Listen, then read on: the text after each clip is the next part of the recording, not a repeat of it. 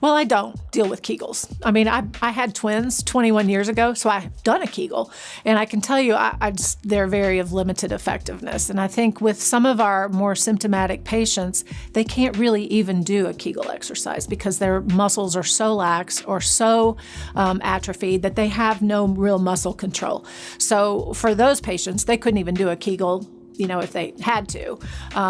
But I wouldn't say any of our patients would call a Kegel exercise very effective management of this problem. Patients who are candidates are patients that are dealing with urinary incontinence, and it doesn't really matter if it's stress, urge, frequency.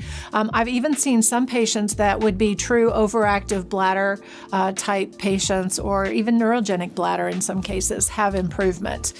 So the results have been really rewarding, and there are many patients who really call this a life-changing kind of experience. So you might wonder, as a surgeon, why would you want to mess with this? But obviously I'm a female surgeon. I'm an aging female surgeon. I'm a menopausal female surgeon, so I'm dealing with some of the same issues that my patients are, or at least if I'm not symptomatic, I can understand why these would be issues for many of my patients. And as a surgeon, probably nobody understands better the limitations of surgery.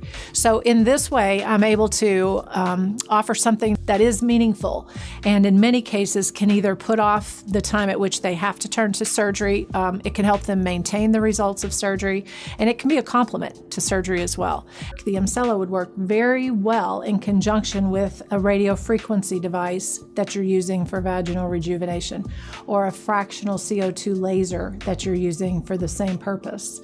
So whether you do a combination treatment while they're receiving the laser treatments or the RF treatments, you could do the Emsella the same day even. One of the things that I'm most impressed with as a provider is how much their lives are changed. I've been told by my patients it can cost $1,000 per year just to supply themselves with pads, not to even mention the disruption in the lifestyle that methodology of treatment, presents. So women who would be afraid to leave the home without pads, women who get up in the middle of the night to change their PJs or their linens.